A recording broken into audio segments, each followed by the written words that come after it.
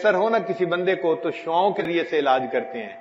اگر جسمانی بیماریوں کا علاج شعاؤں کے ذریعے سے ممکن ہے تو روحانی بیماریوں کا علاج پھر اس سے کیوں ممکن نہیں ہے؟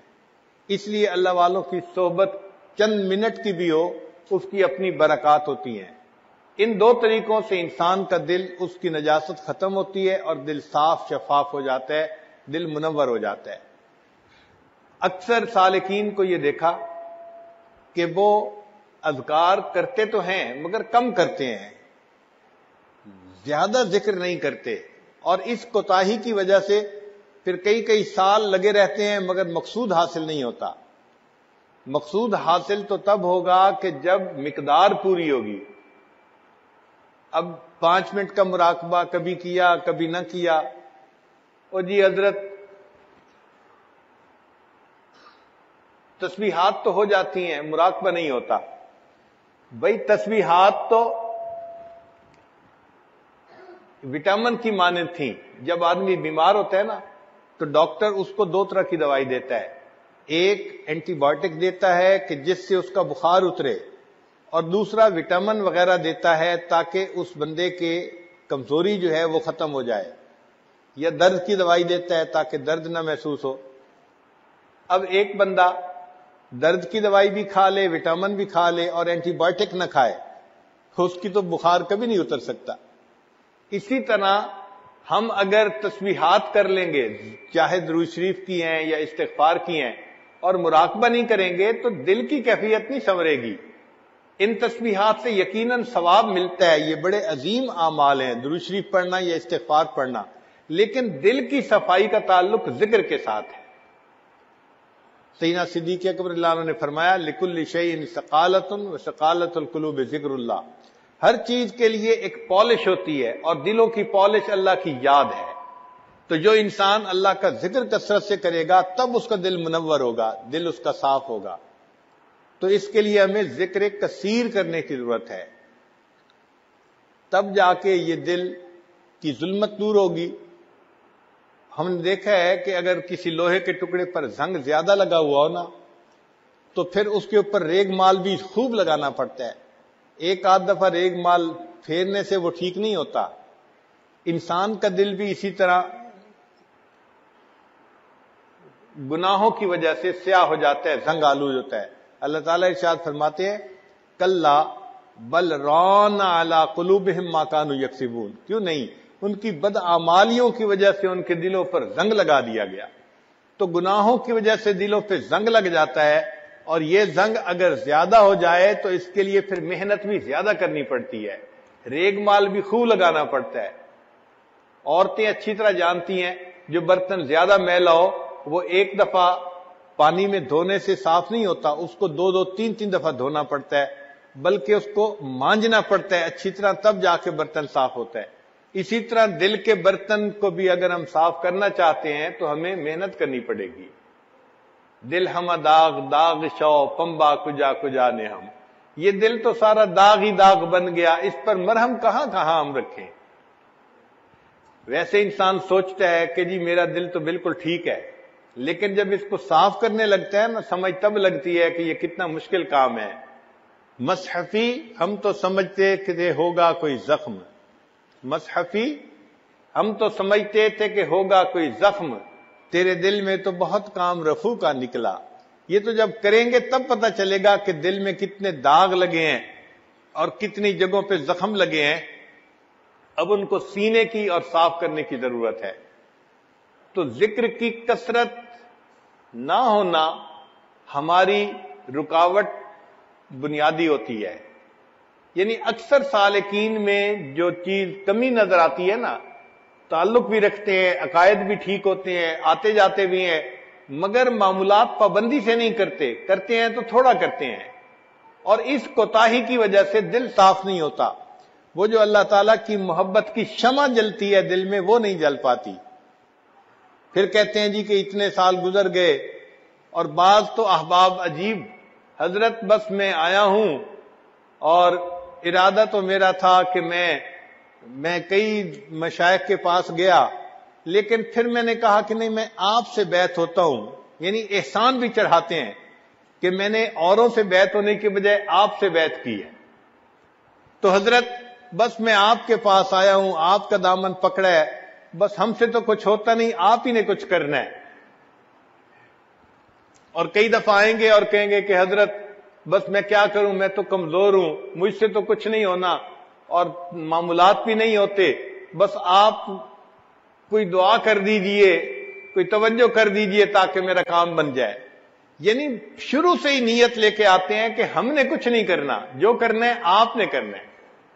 اور بعض اوقات آ کے کہتے ہیں حضرت وہ بیوی بھی نہیں مانتی، اس کے لیے بھی کوئی تعویل دے دیں تاکہ وہ فرما بردار ہو جائے، اور ذکر اذکار کے لیے فرصت نہیں ملتی، بس آپ ہی نے کچھ کرنا ہے، حضرت کچھ توجہ کر دیجئے.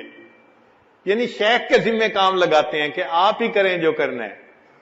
اور بعض اوقات تو آتے ہیں اور ملتے ہیں اور پہلے ہی کہہ دیتے ہیں کہ حضرت ویسے مجھے جلدی واپس بھی جانا ہے، لیکن میں نے کہا نہیں میں مل کے آتا ہوں، تو اس لیے ٹائم میرے پاس کم ہے، بس آپ ہی کوئی توجہ کر دیں اور مجھے جلدی واپس جانا ہے.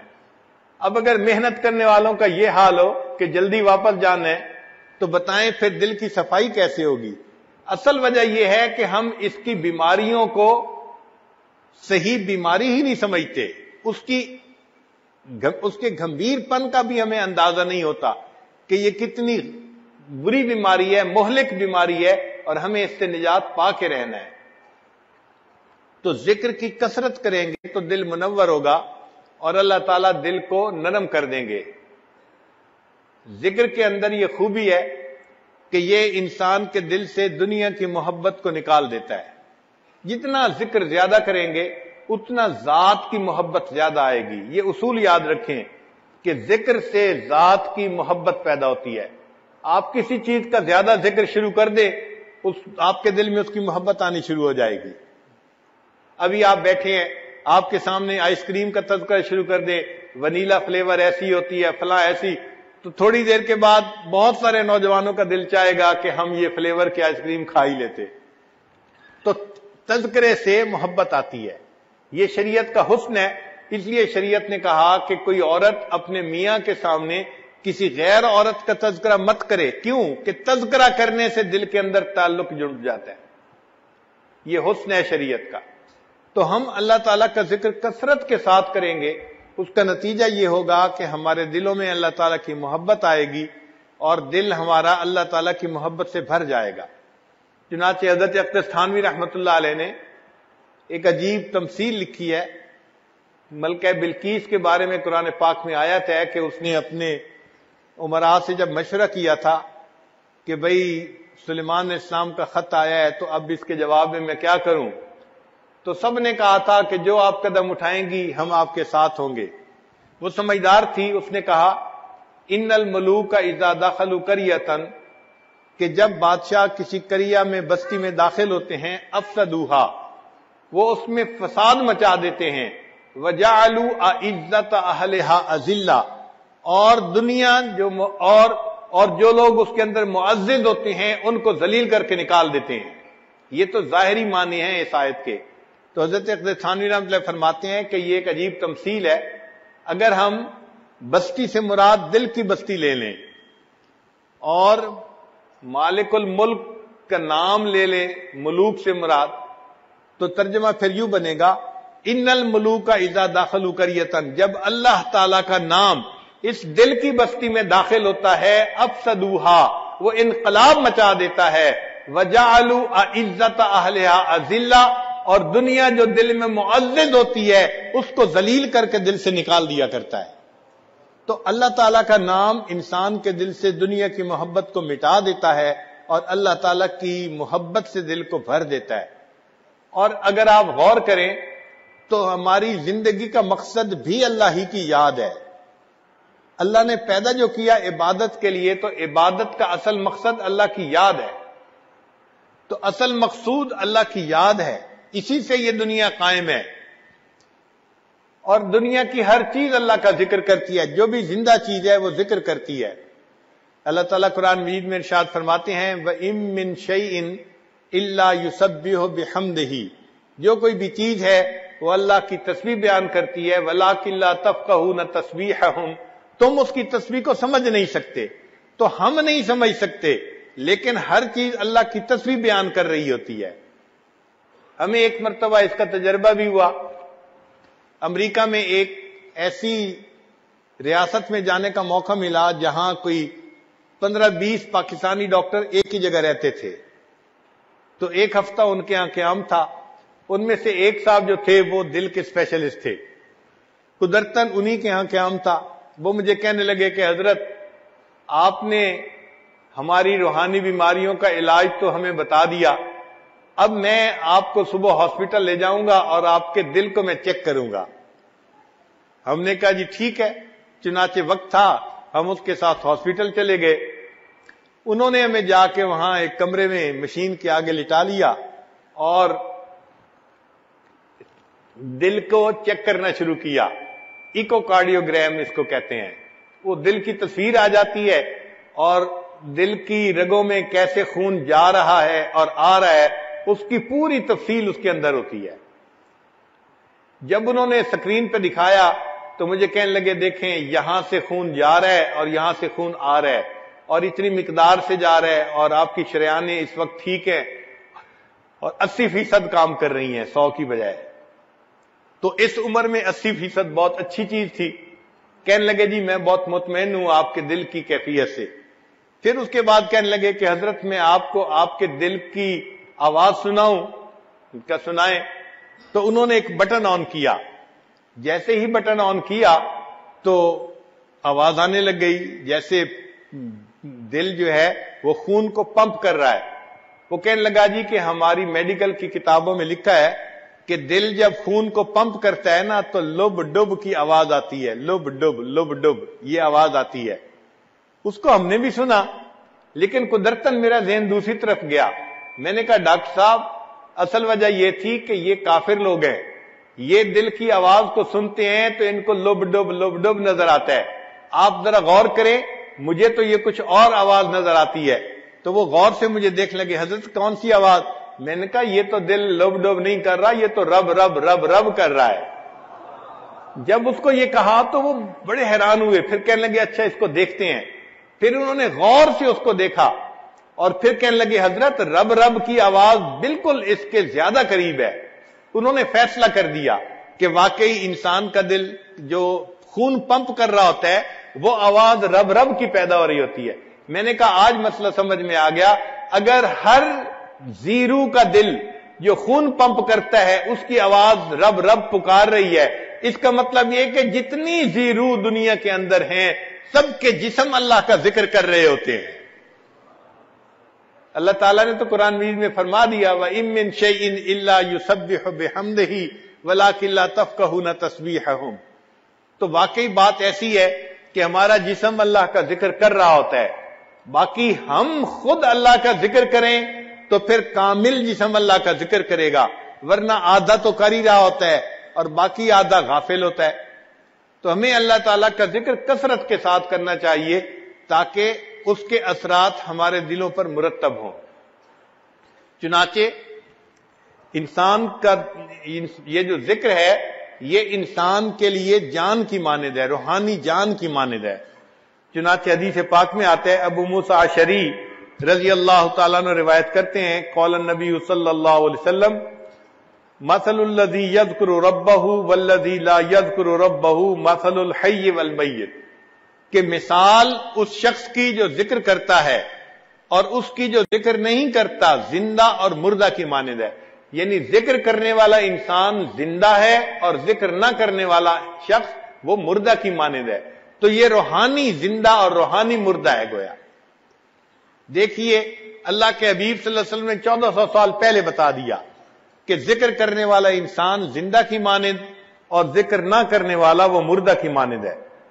پھر نبی علیہ السلام نے ایک اور بہت پیاری مثال سے بات سمجھائی کہ جس طرح خزاں کے موسم میں درختوں کے پتے جھڑ جاتے ہیں اور خشک ہو جاتے ہیں, اگر اس وقت درمیان میں ایک بالکل سرسبز درخت ہو تو وہ کتنا حسین اور اچھا لگتا ہے. نبی علیہ السلام نے فرمایا کہ ذاکر اللہ فی الغافلین کالذی یقاتل عن الفارین, کہ اللہ کا ذکر کرنے والا غافلین میں بیٹھ کر وہ ایسے ہے جیسے کہ فرار ہونے والوں سے قتال کرنے والا شخص ہوتا ہے. وذاکر اللہ فی الغافلین کالشجرۃ الخضراء فی وسط الشجر الذی تحاط ورقۃ من الصریف. جیسے خزاں کے موسم میں بے برگ و بار درختوں کے درمیان سرسبز درخت ہوتا ہے، اس طرح غافل لوگوں کے درمیان بیٹھ کر ذکر کرنے والا انسان اللہ کی نظر میں یوں حسین اور اچھا معلوم ہوتا ہے. ایک اور حدیث پاک میں نبی السلام نے ارشاد فرمایا، صحابی اللہ عنہ کہتے ہیں کہ سمعت رسول اللہ صلی اللہ علیہ وسلم یقول ما صید سید ولا عضدت عضات ولا قطعت وشیجت الا بقلت التسبیح. کوئی شکار یعنی پرندہ شکار نہیں ہوتا اور کوئی ٹہنی نہیں ٹوٹتی مگر یہ کہ تسبیح کی قلت کی وجہ سے، یعنی وہ تسبیح جب کم کرتے ہیں پھر شکار ہو جاتے ہیں. اللہ کی شان دیکھیے کہ پرندے جب تک اللہ کا ذکر کرتے رہتے ہیں اس وقت تک کوئی ان کو شکار نہیں کر سکتا. جب ذکر میں کوتاہی ہوتی ہے، کمی ہوتی ہے، تو اس وقت ان کو گویا موت دے دی جاتی ہے. ابو الدرداء رضی اللہ عنہ روایت کرتے ہیں ما اخذ طائر ولا حوت الا بتضییع التسبیح. کوئی پرندہ نہیں پکڑا جاتا، کوئی مچھلی نہیں پکڑی جاتی مگر جب وہ تسبیح کو ضائع کرتی ہے، یعنی اللہ کا ذکر کم کرتی ہے، اس وقت اس کو پکڑ لیا جاتا ہے. انس رضی اللہ عنہ ایک حدیث پاک روایت کرتے ہیں آجال البہائم کلھا وخشاش الارض فی التسبیح، کہ جو بہائم ہیں، جانور ہیں، ان کی جو زندگیاں ہیں اس کا تعلق ان کی تسبیح کے ساتھ ہے، اور جو زمین کے کیڑے ہیں، حشرات الارض ہیں، ان کا تعلق بھی زندگی کا ان کی تسبیح کے ساتھ ہے. اگر وہ تسبیح کرتے رہتے ہیں تو زندگی لمبی رہتی ہے، جب ذکر میں کمی کرتے ہیں فَإِذَا انْقَضَى تَسْبِيحُهَا قَبَضَ اللَّهُ أَرْوَاحُهَا. جب تسبیح چھوڑ دیتے ہیں اللہ تعالیٰ پھر ان کی روحوں کو قبض کروا دیتے ہیں. ایک اور حدیث پاک میں یزید بن مرشد رضی اللہ تعالیٰ عنہ فرماتے ہیں کہ نبی اسلام نے فرمایا لا یصاد شیء من الطیر والحیتان الا بما یضیع من تسبیح اللہ، کہ جب کوئی پرندہ اللہ تعالیٰ کی تسبیح کو کم کرتا ہے، ضائع کر دیتا ہے، پھر اس پرندے کا شکار کیا جاتا ہے، یا مچھلی ضائع کر دیتی ہے تب مچھلی کو پکڑ لیا جاتا ہے. تو اس کا مطلب یہ ہوا کہ جو ذکر کرتا ہے وہ زندہ ہے، اور جو ذکر نہیں کرتا وہ اللہ تعالیٰ کے نزدیک مردہ کی مانند ہے.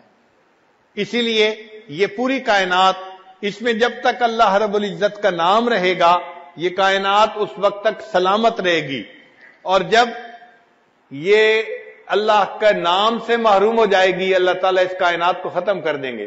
چنانچہ حدیث پاک میں ہے قال رسول اللہ صلی اللہ علیہ وسلم لا تقوم الساعة حتى يقال في الارض اللہ اللہ، کہ اس وقت تک قیامت قائم نہیں ہو سکتی جب تک کہ زمین میں کوئی ایک بندہ بھی اللہ اللہ کہنے والا ہوگا.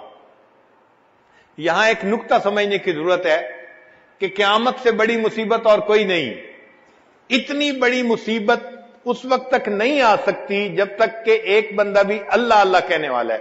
اور ایک اور حدیث پاک میں ہے کہ اللہ تعالیٰ نے اسرافیل علیہ السلام کو حکم دیا ہے کہ اگر تم دنیا میں کسی بندے کو سنو کہ وہ میرا نام لے رہا ہے تو اس نام کو سننے کے بعد سور کو پھونکنے میں 40 سال کی تاخیر کر دینا.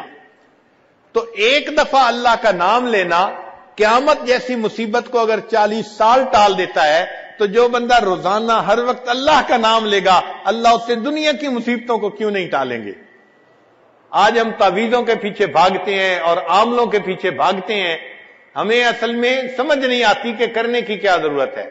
ہم اپنی زندگی شریعت کے مطابق بنائیں اور جو اذکار ہیں ان کو کریں، اللہ تعالی ہمیں پریشانیوں سے بچائیں گے. مغیر الاحوال اللہ رب العزت ہیں، وہ پھر حالات کو ٹھیک کر دیتے ہیں. تو جو شخص کثرت سے ذکر کرتا ہے پھر اللہ رب العزت دنیا کی پریشانیوں سے بھی اس کو محفوظ فرما لیتے ہیں اور اس کا دل کا سکون بھی عطا فرما دیتے ہیں. اس لیے فرمایا الا بذکر اللہ تطمئن القلوب، جان لو اللہ کی یاد کے ساتھ دلوں کا اطمینان وابستہ ہے. اور یہ بات بھی ذہن میں رکھیے کہ شریعت کے جتنے اعمال ہیں نا، ان تمام اعمال کی روح رواں وہ اللہ کی یاد ہے. اب دیکھیے، اعمال میں سب سے افضل عمل نماز ہے. شریعت نے نماز کے اندر، نماز سے پہلے، نماز کے بعد ذکر کا حکم فرمایا. چنانچہ الذکر قبل الصلاۃ وذکر اسم ربہ فصلی، اور اس نے اللہ کے رب کے نام کا ذکر کیا اور نماز پڑھی. اس آیت سے پتہ چلا کہ نماز سے پہلے بھی اللہ کا ذکر کرنا ہے.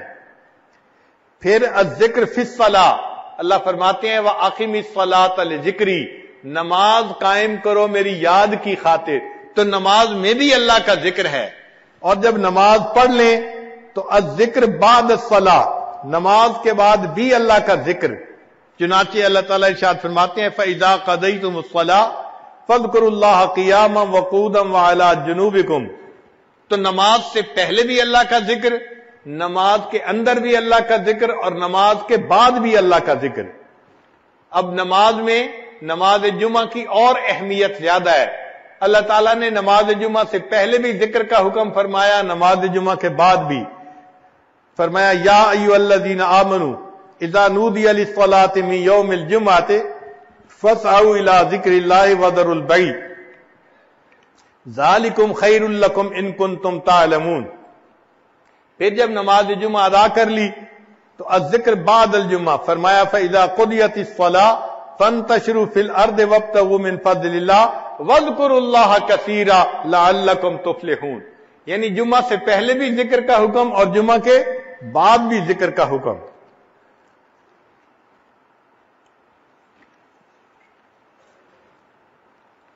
نماز کے بعد حج کا عمل لے لیجئے. اب حج کا عمل کتنا محتم بشان عمل ہے کہ جو بندہ حج مبرور کر کے آتا ہے وہ گناہوں سے اس طرح پاک ہوتا ہے جیسے اس دن پاک تھا جب اس کی والدہ نے اس کو جنم دیا تھا. یعنی جب پیدا ہوا تھا جیسے اس دن گناہوں سے پاک تھا، یہ حج کرنے سے اس طرح گناہوں سے پاک ہو جاتا ہے. الذکر فی الحج، ذرا غور کیجئے. اللہ تعالیٰ فرماتے ہیں وَاذْكُرُوا اللَّهَ فِي أَيَّامٍ مَّعْدُودَاتٍ. یہ ایام معدود ایام حج ہیں. اللہ فرماتے ہیں وَاذْكُرُوا اللَّهَ، تم ذکر کرو ان گنتی کے دنوں میں.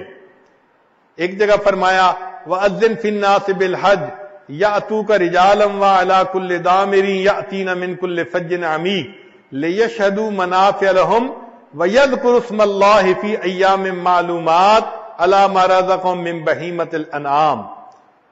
حدیث پاک میں بھی ہے، نبی علیہ الصلوۃ والسلام نے ارشاد فرمایا، ابو ہریرہ نے فرماتے ہیں کہ انہوں نے سنا نبی علیہ الصلوۃ والسلام کو یہ فرماتے ہوئے من طاف بالبیت سبعا لم یتکلم فیہ الا سبحان اللہ والحمد للہ ولا الہ الا اللہ واللہ اکبر ولا حول ولا قوۃ الا باللہ محیت عنہ عشر سیئات وکتبت لہ عشر حسنات ورفع لہ عشر درجات. کہ جو بندہ اس طرح طواف کرے، 7 چکر لگائے کہ اس میں وہ سبحان اللہ والحمد للہ ولا الہ الا اللہ واللہ اکبر یہ پڑھتا رہے، اس کے سوا کوئی کلام نہ کرے، اللہ تعالیٰ 10 گناہوں کو مٹا دیتے ہیں، 10 نیکیاں عطا فرما دیتے ہیں اور 10 درجے بلند فرما دیتے ہیں. اس کا مطلب یہ ہوا کہ طواف کے اندر بھی اللہ کا ذکر مقصود ہے کہ انسان اللہ کا ذکر کثرت کے ساتھ کرے. تو حج کے دوران بھی اللہ کا ذکر ہے. پھر جب انسان حج کر لے الذکر بعد الافادۃ من عرفات، اللہ تعالیٰ فرماتے ہیں لیس علیکم جناح ان تبتغوا فضلا من ربکم فاذا افضتم من عرفات فاذکروا اللہ عند المشعر الحرام واذکروہ کما ہداکم وان کنتم من قبلہ لمن الضالین. تو دیکھو اس کے بعد بھی وقوف عرفات کے بعد بھی ذکر کا حکم ہے. اور الذکر بعد قضاء المناسک، جو مناسک حج ہیں ان کو کرنے کے بعد بھی پھر ذکر کا حکم. فَإِذَا قَضَيْتُم مَنَاسِكَكُمْ فَاذْكُرُوا اللَّهَ كَذِكْرِكُمْ آبَاءَكُمْ أَوْ أَشَدَّ ذِكْرًا. تو مناسک کرنے کے بعد بھی ذکر ہے. پھر الذکر عند النحر، جب قربانی کرنی ہوتی ہے حج کے دوران تو اس وقت بھی ذکر کا حکم دیا. فرمایا لن ینال اللہ لحومہا ولا دماؤہا ولکن ینالہ التقوی منکم کذالک سخرہا لکم لتکبروا اللہ علی ما ہداکم وبشر المحسنین. تو اس وقت بھی اللہ کا ذکر. تو اس سے معلوم ہوتا ہے کہ نماز سے پہلے بھی، نماز کے درمیان بھی، نماز کے بعد بھی، جمعہ سے پہلے بھی، جمعہ کے بعد بھی، اور حج میں، حج سے پہلے بھی اور حج کے دوران بھی اور حج کے بعد بھی، مناسک کے بعد بھی. تو معلوم ہوا کہ جتنے اعمال ہیں اصل میں ان کی روح رواں اللہ تعالیٰ کی یاد ہی ہے، اللہ تعالیٰ کا ذکر ہی ہے. آپ دیکھ لیجئے، ہم روزہ رکھتے ہیں تو روزے میں بھی اللہ تعالیٰ کی یاد کا حکم. چنانچہ اللہ تعالیٰ فرماتے ہیں الذکر فی الصوم شہر رمضان الذی انزل فیہ القرآن ھدی للناس وبینات من الھدی والفرقان فمن شہد منکم الشہر فلیصمہ ومن کان مریضا او علی سفر فعدۃ من ایام اخر یرید اللہ بکم اليسر ولا یرید بکم العسر ولتکملوا اللہ ولتکبروا اللہ علی ما ھداکم ولعلکم تشکرون.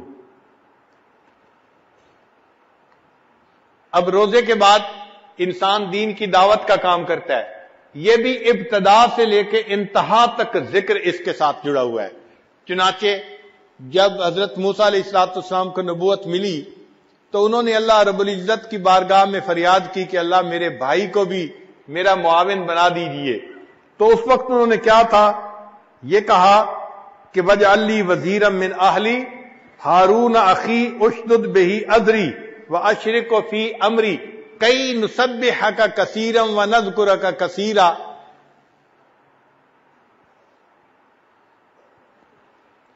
تو معلوم ہوا کہ انہوں نے نبوت کے لیے جب فریاد کی تو اس وقت یہی بات کہی کہ اے اللہ تاکہ ہم آپ کا ذکر کثرت کے ساتھ کر سکیں. اب جب اللہ رب العزت نے ان کو نبوت سے سرفراز فرما دیا ہارون علیہ السلام کو، اور دونوں کو فرعون کے پاس بھیجنا تھا، اس وقت رب کریم نے دونوں کو ہدایات دی. اب یہ ہدایات دینے والے رب کریم ہیں، اور جن کو ہدایات دی جا رہی وہ بھی انبیاء ہیں. ان کی عظمتوں کا بھی اندازہ لگائیے، اور تو ہدایات کتنی اہم ہوں گی. تو اللہ تعالیٰ اس وقت فرماتے ہیں اذهب انت واخوک بآیاتی ولا تنیا فی ذکری. آپ اور آپ کا بھائی آپ جائیے میری نشانیاں لے کر، اور میری یاد سے دونوں غافل نہ ہونا. یعنی یہ ذکر، یہ اللہ کی یاد اتنی اہم ہے کہ اللہ تعالیٰ اپنے انبیاء سے فرماتے ہیں کہ آپ نے دعوت کے کام میں میری یاد سے غافل نہیں ہونا. اب یہ تو ابتدا تھی کہ ابھی جا رہے ہیں، پھر دعوت کی ایک انتہا ہوتی ہے، وہ یہ کہ اگلا ماننے والا جب بات سننے پہ آمادہ نہ ہو، اسلم تسلم پہ راضی نہ ہو، تو پھر اختتام یہ ہوتا ہے کہ ٹھیک ہے بھئی پھر تلوار ہمارا تمہارا فیصلہ کرے گی. تو اگر ایسی صورتحال آ جائے اس وقت بھی ذکر کا حکم دیا. فرمایا یا ایھا الذین آمنوا، اے ایمان والو، اذا لقیتم فئۃ فاثبتوا، جب تمہارا آمنا سامنا کافروں کی جماعت کے ساتھ ہو تو تم جم جاؤ. واذکروا اللہ کثیرا لعلکم تفلحون، اللہ کا ذکر کثرت سے کرنا تاکہ کامیابی تمہارے قدم چومے. اب اگر یہ واذکروا اللہ کثیرا کے الفاظ نکال دیے جاتے تو بھی فکرہ ٹھیک بن جاتا، مگر اللہ تعالیٰ چاہتے ہیں کہ یہ سب اعمال میری یاد کے ساتھ ہونے چاہیے. تو معلوم ہوا کہ نماز کے آگے پیچھے بھی ذکر، نماز کے اندر بھی ذکر. اور جس نماز میں اللہ کی یاد نہیں، وہ نماز پھٹے کپڑے کی طرح پڑھنے والے کے منہ پہ واپس مار دی جاتی ہے کہ اس میں اللہ کی یاد ہی نہیں ہے، انسان غافل ہے. تو معلوم ہوا کہ شریعت کے جتنے اعمال ہیں ان اعمال کا مرکز اور محور اللہ تعالیٰ کی یاد ہے.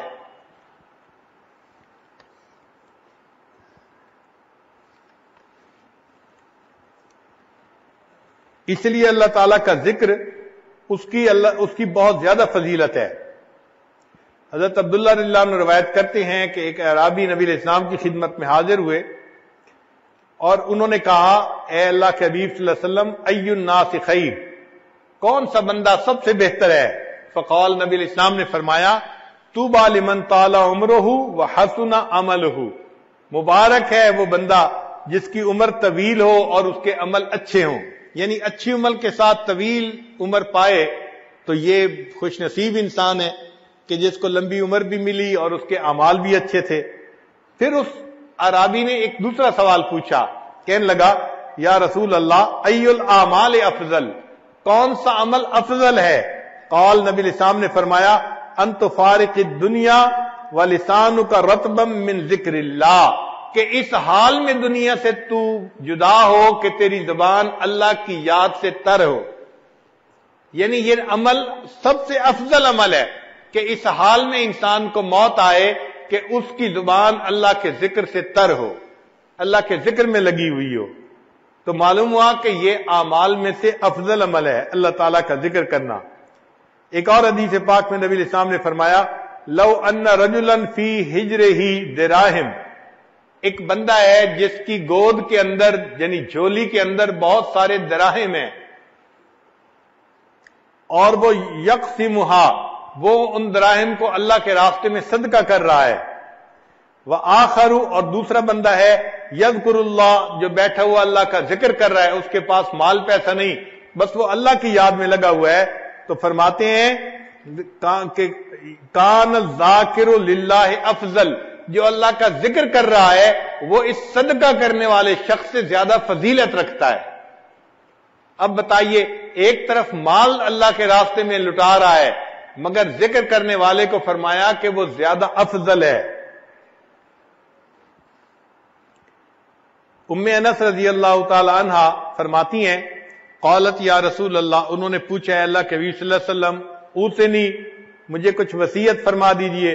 قال اہجری المعاصی، تو گناہوں کو چھوڑ دے، ہجرت اختیار کر، فإنها افضل الہجرہ، یہ سب سے افضل ہجرت ہے، وحافظی علی الفرائض، اور فرضوں کے اوپر حفاظت کر، محافظت کر، یعنی فرض نمازوں کو ادا کر، فإنها افضل الجہاد، یہ افضل جہاد ہے، وأکثری من ذکر اللہ، اور اللہ کے ذکر کی کثرت کر، فإنک لا یأتین اللہ بشیء احب الیہ من کثرت ذکرہ، تو کوئی چیز اللہ کے پاس ایسی لے کے نہیں جا سکتی جو اللہ کو بہت محبوب ہو سوائے اس کے کہ تو نے اللہ کا ذکر کثرت کے ساتھ کیا ہو۔ تو انسان کا یہ عمل ایسا ہے کہ جو اللہ تعالیٰ کو بہت زیادہ محبوب، اللہ تعالیٰ اس بات کو بہت پسند فرماتے ہیں کہ میرا بندہ مجھے کثرت کے ساتھ یاد کرے۔ یہی ام انس رضی اللہ عنہ فرماتی ہیں کہ نبی علیہ السلام نے فرمایا کہ وَاذْكُرِ اللَّهَ كَثِيرًا فَإِنَّهُ أَحَبُّ الْأَعْمَالِ إِلَى اللَّهِ أَن تَلْقَاهُ بِهَا۔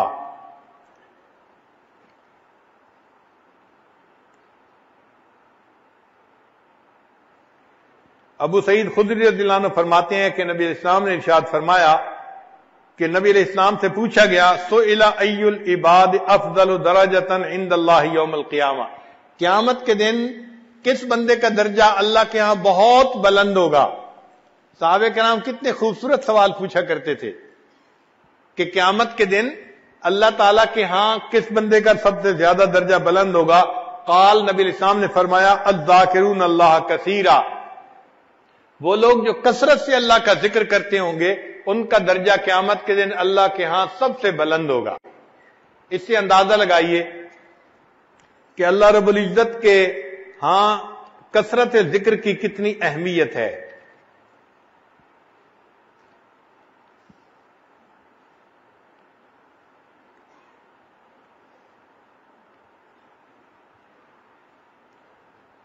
ایک حدیث پاک میں نبی السلام نے فرمایا ما عمل ابن آدم من عمل انجالہ من عذاب اللہ من ذکر اللہ، کہ بنی آدم کا کوئی عمل اس کو اللہ کے عذاب سے نجات دینے کے لیے ذکر سے بہتر نہیں ہے، یعنی ذکر سب سے بہتر ہے عذاب سے نجات دینے کے لیے بنسبت باقی اعمال کے۔ قالوا یا رسول اللہ، صحابہ نے سوال پوچھا اے اللہ کے حبیب صلی اللہ علیہ وسلم ولل جہاد فی سبیل اللہ، کیا اللہ کے راستے میں جہاد کرنا بھی عذاب سے اتنا نہیں بچاتا؟ قال، نبی علیہ السلام نے فرمایا ولل جہاد فی سبیل اللہ، اور اللہ کے راستے میں جہاد کرنا بھی اتنا عذاب سے نہیں بچاتا، الا ان تضرب بسیفک حتی ینقطع 3 مرات۔ تو نبی علیہ السلام نے فرمایا کہ اگر تم تلوار سے دوسرے بندے کی گردن بھی کاٹو تو بھی وہ عمل اتنا نجات دینے والا نہیں جتنا اللہ کا ذکر اللہ کے عذاب سے نجات دینے والا ہے۔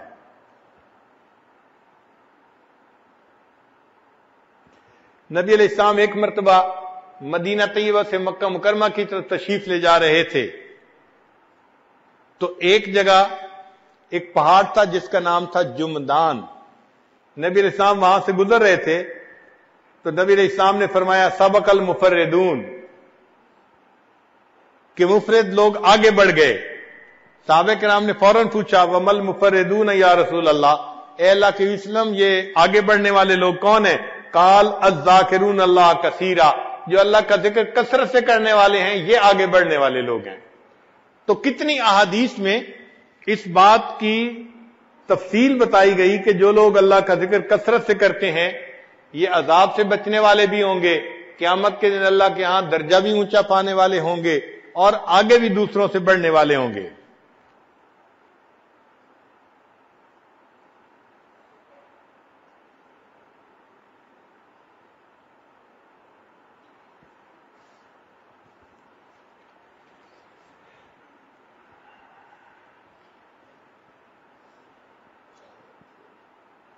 ابو سعید خدری اللہ عنہ فرماتے ہیں کہ نبی السلام نے ارشاد فرمایا اعظم الناس درجۃ الذاکرون اللہ، کہ اللہ کے ہاں سب سے بلند مرتبہ پانے والے لوگ وہ ہوں گے جو اللہ کا ذکر کثرت کے ساتھ کرنے والے ہوں گے۔ تو آج ہم اس ذکر کو ایک صرف نفلی کام سمجھ لیتے ہیں، ایسی بات نہیں ہے۔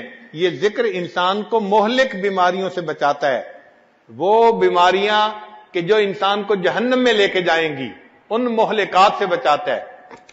دیکھیے ارشاد فرمایا لا يدخل الجنہ من کان فی قلبہ مثقال ذرۃ من کبر، جس بندے کے دل میں ذرہ کے برابر بھی تکبر ہوگا وہ جنت میں ہرگز داخل نہیں ہوگا۔ اب اگر ایک ذرہ کے برابر بھی تکبر ہوگا وہ بندہ جنت میں داخل نہیں ہو سکتا۔ اس بیماری کا علاج کرنا کتنا ضروری اور اہم ہے، اور اس کا علاج پھر ذکر سے ہی ہو سکتا ہے کہ انسان ذکر کی کثرت کرے تاکہ اس کے اندر سے عجب اور تکبر یہ ختم ہو جائے اور غضب، غصہ اور بخل یہ چیزیں ختم ہو جائیں۔ تو ذکر سے انسان کے اندر سے مہلک بیماریاں ختم ہوتی ہیں۔ پھر عجیب بات ہے کہ ذکر میں اور علم میں اللہ رب العزت نے ایک مناسبت رکھی ہے۔ شاید اسی لیے حضرت مولانا الیاس رحمت اللہ علیہ نے جو 6 نمبر بنائے ان میں علم و ذکر کو ایک ہی نمبر کے تحت انہوں نے ذکر فرمایا۔ وجہ کیا تھی کہ ذکر میں اور علم میں بہت مناسبت ہے۔ چنانچہ ابو ہریرہ رضی اللہ عنہ فرماتے ہیں کہ نبی علیہ الصلوۃ والسلام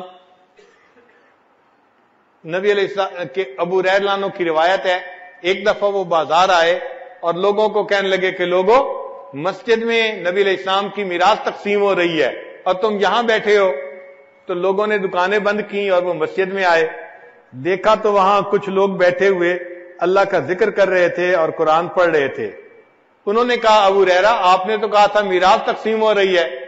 ان کا اچھا وہاں کیا ہو رہا تھا؟ انہوں نے کہا کہ ہم نے دیکھا یا ابو ہریرہ ما رأینا میراثا یقسم فی المسجد قال فماذا رأیتم قالوا رأینا قوما یذکرون اللہ عز وجل ویقرؤون القرآن، کچھ لوگ اللہ کا ذکر کر رہے تھے اور کچھ لوگ قرآن پڑھ رہے تھے۔ قال تو ابو ہریرہ نے فرمایا فذالک میراث رسول اللہ صلی اللہ علیہ وسلم، یہی رسول اللہ علیہ وسلم کی میراث ہے۔ تو یعنی ذکر جو ہے اس کو بھی نبی علیہ السلام کی میراث کہا گیا، اور علم تو نبی علیہ السلام کی میراث ہے۔ اس لیے علماء کو ورثۃ الانبیاء کہتے ہیں، العلماء ورثۃ الانبیاء، وہ تو انبیاء کے وارث ہوتے ہیں۔ تو دیکھیں مناسبت ہوئی نا کہ ذکر کو بھی میراث کہا گیا اور علم کو بھی میراث کہا گیا۔ پھر حدیث پاک میں ہے کہ جو لوگ اللہ کے ذکر کی خاطر اکٹھے ہوتے ہیں تو ان کے اوپر اللہ تعالی رحمت نازل فرماتے ہیں اور فرشتے اترتے ہیں اور ان پر سکینہ نازل ہوتی ہے، اور پھر اللہ تعالیٰ ان کی مغفرت فرما دیتے ہیں۔ پھر فرشتے کہتے ہیں کہ اللہ فلاں بندہ تو ذکر کے لیے نہیں آیا تھا، وہ تو کسی اور کام کے لیے آیا تھا. اللہ تعالیٰ فرماتے ہیں ہم رجال اللہ یشقا جلیسہم، یہ ایسے بندے ہیں کہ ان کے پاس بیٹھنے والا بھی بدبخت نہیں ہو سکتا. اللہ اس کی بھی مغفرت فرما دیتے ہیں. تو جیسے یہ وعدہ ہے نا کہ ذکر کی مجلس میں بیٹھا ہوا بندہ، ان کے پاس کوئی آئے گا تو وہ محروم نہیں رہے گا. ہو بہو حدیث پاک میں یہی علم کے بارے میں ہے کہ اگر علم کی کوئی مجلس ہوگی اور کوئی بندہ آ کے ان کے ساتھ بیٹھ جائے، فرشتے کہتے ہیں کہ یا اللہ وہ تو اپنے کام کے لیے گزر رہا تھا، وہ علم سیکھنے والا نہیں تھا، اس نے تو لوگوں کو بیٹھے دیکھا کچھ سیکھتے سکھاتے تو وہ ویسے ہی کھڑا ہو گیا. اللہ فرماتے ہیں ان کے بارے میں بھی جو علم پڑھ رہے تھے کہ یہ ایسی قوم ہے کہ ان کے پاس بیٹھنے والا بدبخت نہیں ہوتا. تو جو خوشخبری ذکر کی مجلس کے لیے تھی وہی خوشخبری علم کی مجلس کے لیے بھی ہے. تو اس سے بھی علم میں اور ذکر میں ایک مناسبت سامنے آتی ہے.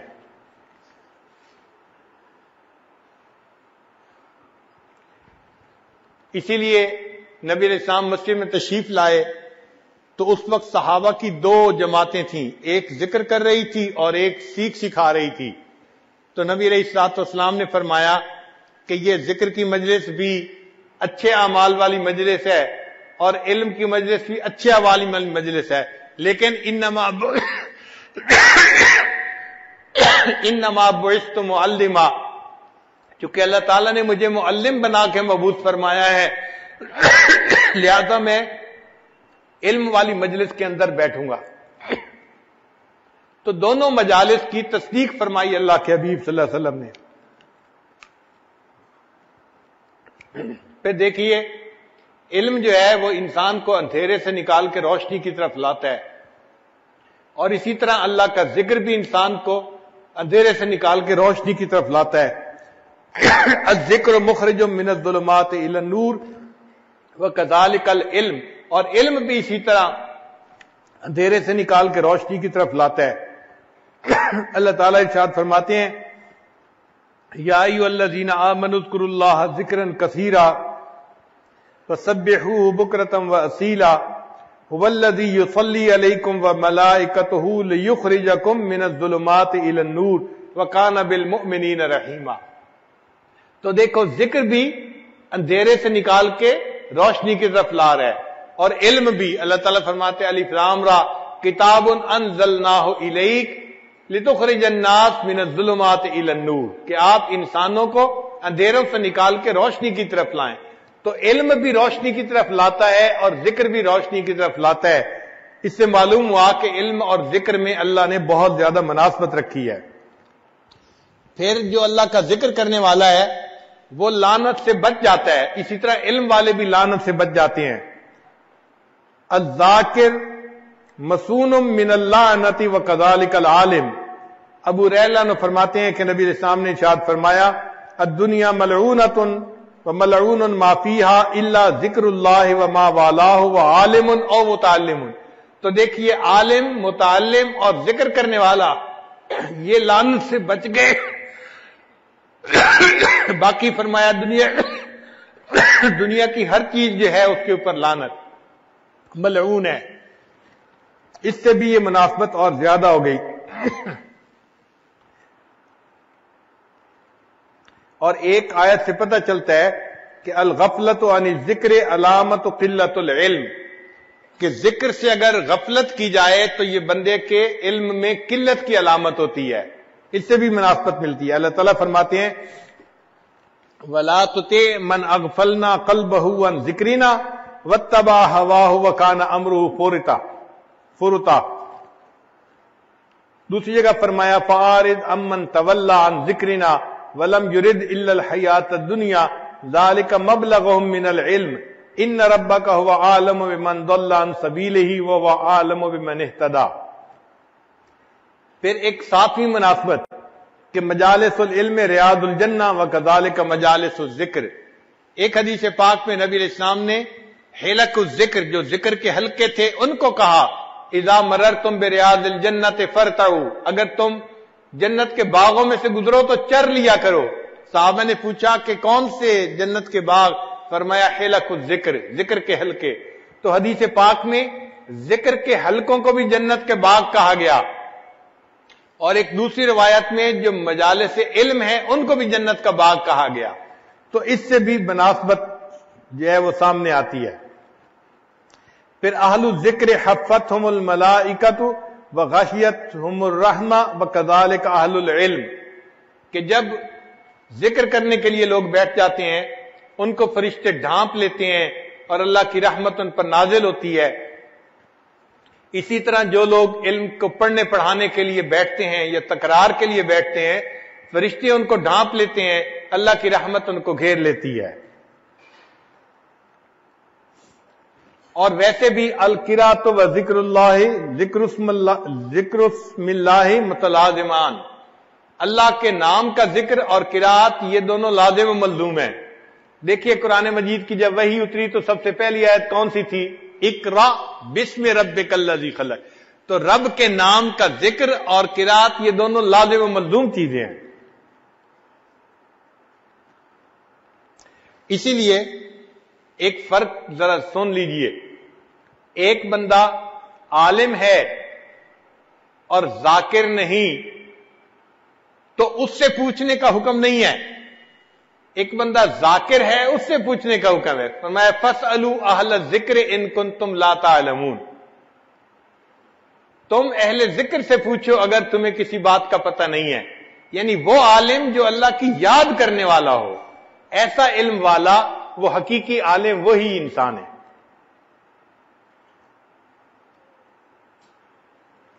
امام احمد رحمت اللہ علیہ فرمایا کرتے تھے عجبت لطالب علم لا ورد له فی اللیل، مجھے تعجب ہوتا ہے اس طالب علم پر کہ جو رات کو کوئی ورد نہ کرتا ہو، یعنی تہجد میں اٹھ کے اوراد و وظائف نہ کرتا ہو.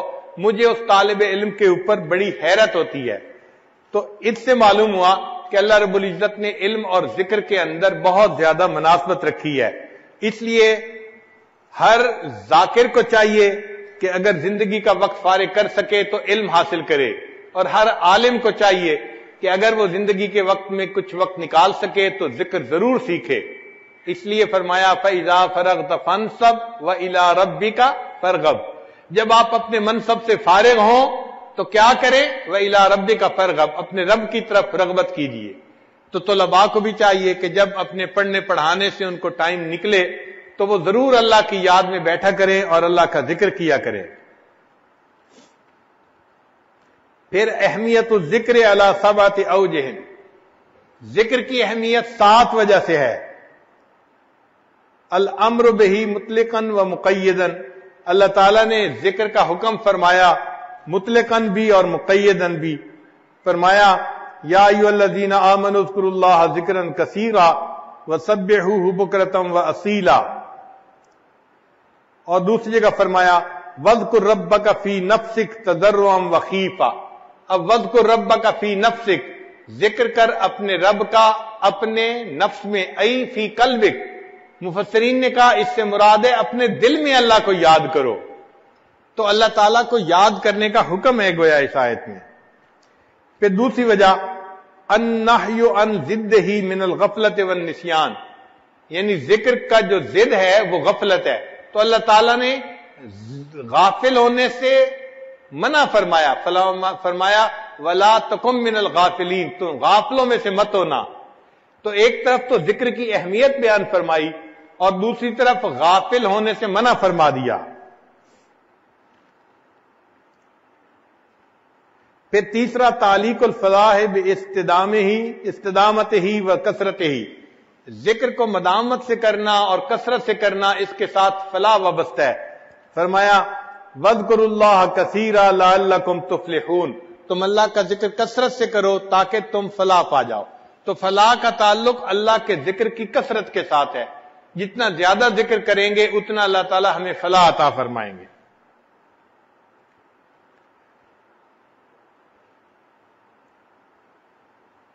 اور جو لوگ اللہ کا ذکر کثرت سے کریں گے اللہ تعالیٰ ان کو بہترین اجر اور بدلہ عطا فرمائیں گے. فرمایا ان المسلمین والمسلمات، یہ پوری آیت اس میں اللہ تعالیٰ فرماتے ہیں والذاکرین اللہ کثیرا والذاکرات اعد اللہ لہم مغفرۃ واجرا عظیما، اللہ نے ان کے لیے مغفرت اور بڑا اجر ان کے لیے رکھا ہوا ہے. تو معلوم ہوا کہ ذکر کے اوپر اجر بھی اللہ تعالیٰ بہت عطا فرماتے ہیں. اور جو انسان ذکر سے غافل ہو اس کے لیے خسارے کی بات فرمائی گئی. چنانچہ رب کریم فرماتے ہیں یا ایھا الذین آمنوا لا تلھکم اموالکم ولا اولادکم عن ذکر اللہ.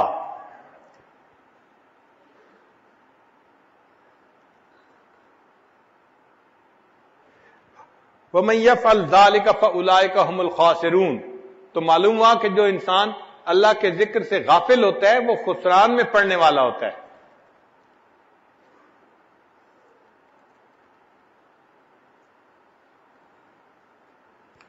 اور اللہ کا ذکر یہ بہت بڑا عمل ہے. قرآن پاک میں اللہ تعالیٰ فرماتے ہیں وَلَذِكْرُ اللَّهِ اکبر، اور اللہ کا ذکر سب سے بڑا ہے.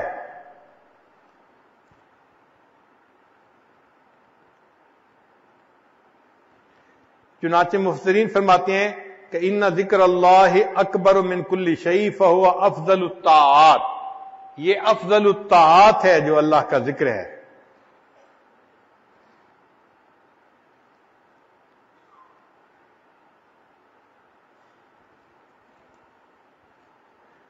تو ان 7 وجوہات سے ذکر کی اہمیت سامنے آتی ہے.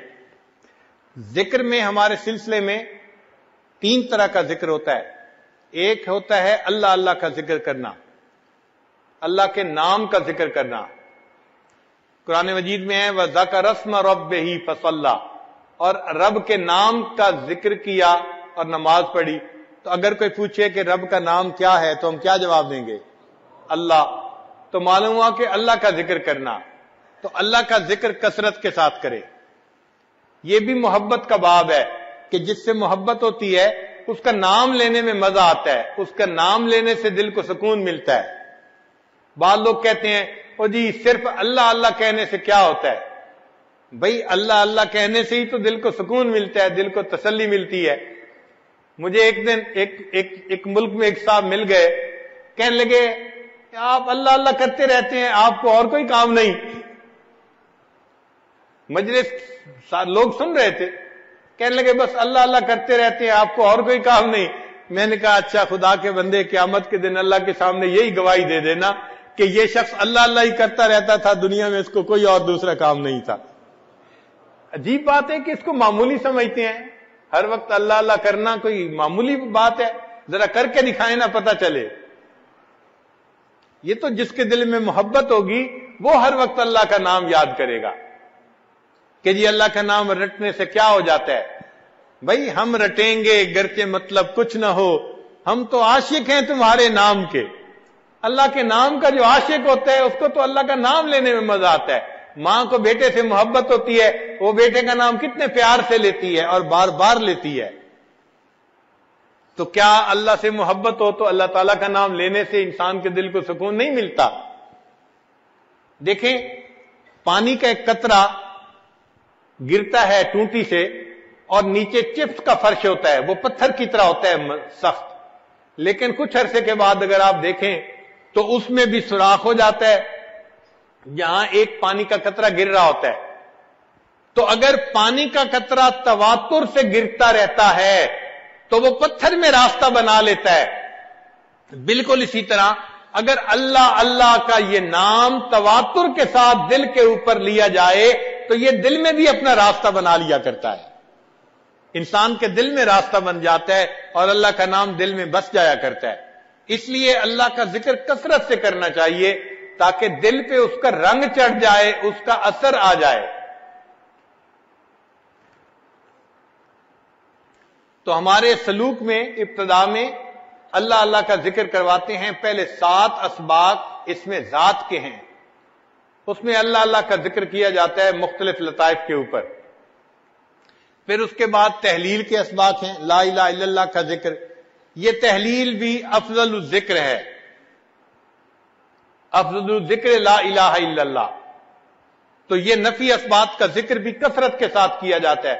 ان اسباق میں ہمارے مشائخ کہتے ہیں کہ 3000 دفعہ یا 5000 دفعہ یا 7000 دفعہ انسان روزانہ لا الہ کی ضرب لگائے، اور اس کی اوپر کی حد کوئی نہیں ہے. کم کی حد تو ہے، اوپر کی حد نہیں ہے، جتنا مرضی لگائے. الحمدللہ اس وقت بھی ایسے لوگ ہیں جو اپنے معاملات بتاتے ہیں کہ ہم ایک دن میں 40,000 مرتبہ روزانہ تحلیل کا سبق کرتے ہیں. ہم ہی میں سے ہیں اسی ماحول میں، ان کے لیے بھی یہی مصروفیتیں ہیں، ان کے لیے بھی یہی تقاضے ہیں، مگر ان کے دل میں اللہ کی محبت ہے جس وجہ سے وہ اللہ کی یاد کے لیے وقت نکال لیتے ہیں. اور ہم محبت کی وہ حرارت محسوس نہیں کرتے. ہم کہتے ہیں جی ہمارے پاس فرصت ہی نہیں ہے، ہمارے لیے 3,000 دفعہ کرنا مشکل ہوتا ہے. یہ تحلیل کا ذکر ایسا ہے جیسے ایک آدمی کسی فرش کے اوپر جھاڑو دے دے تو گرد مٹی ساری صاف ہو جاتی ہے. یہ تحلیل بھی اسی طرح انسان کے دل سے ما سوا کے جتنے اثرات ہوتے ہیں سب کو مٹا دیتے ہیں. حضرت مجدد ثانی رحمت اللہ علیہ نے اپنے مکتوبات میں تفصیل لکھی ہے اور اس کے بعد ایک شعر لکھا ہے. فرماتے ہیں عشق کی آتش کا جب شعلہ اٹھا، جب انسان کے دل میں عشق کی آتش کا شعلہ اٹھتا ہے، ماں سوا معشوق سب کچھ جل گیا. تو معشوق کے سوا جو کوئی بھی ہوتا ہے سب کچھ جل جاتا ہے. عشق کی آتش کا جب شعلہ اٹھا، ماں سوا معشوق سب کچھ جل گیا. تیغ لا سے قتل غیر حق ہوا، یعنی لا کی تلوار سے جو غیر حق تھا، اللہ کے علاوہ جو کچھ تھا سب ختم ہو گیا.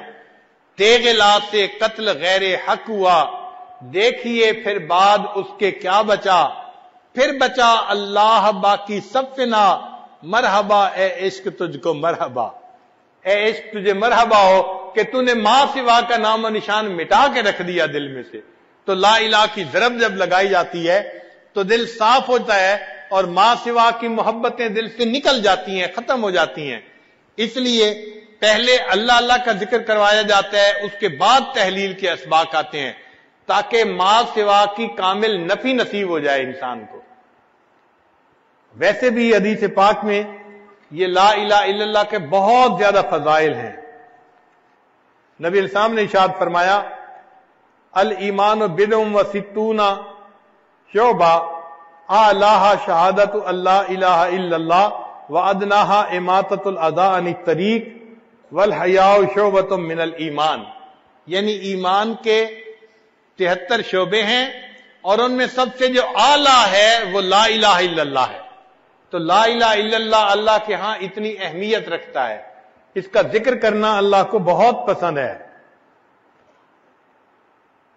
جابر رضی اللہ عنہ فرماتے ہیں کہ نبی السلام نے فرمایا افضل الدعاء لا الہ الا اللہ، یعنی افضل دعا لا الہ الا اللہ ہے.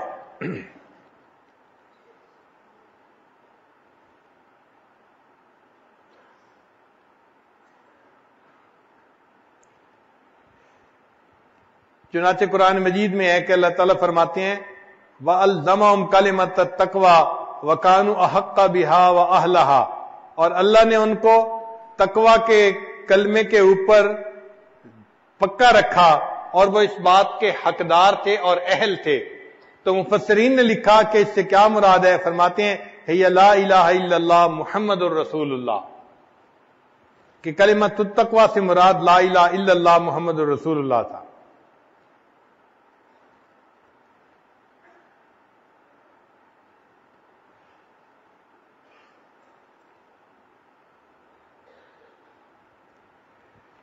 حضرت علی اللہ عنہ فرماتے ہیں کہ میں نے ابن عمر اللہ عنہ سے سنا، وہ کہتے تھے کہ میں نے نبی علیہ السلام سے سنا اور لوگوں نے بھی سنا یقولون لا الہ الا اللہ واللہ اکبر، یعنی تکبیر پڑھ رہے تھے نبی علیہ السلام حج کے موقع پر. بین مکہ و منا، منا اور مکہ کے درمیان نبی علیہ السلام تشریف لے جا رہے تھے اور یہ تکبیر پڑھ رہے تھے. فقال ہیا ہیا، قل تو میں نے پوچھا وما ہیا ہیا، اے اللہ کے حبیب صلی اللہ علیہ وسلم اس سے کیا مراد ہے؟ قال قولہ تعالی وَأَلْزَمَهُمْ كَلِمَةَ التَّقْوَى وَكَانُوا أَحَقَّ بِهَا وَأَهْلَهَا، یعنی لا الہ الا اللہ، اس سے مراد لا الہ الا اللہ ہے.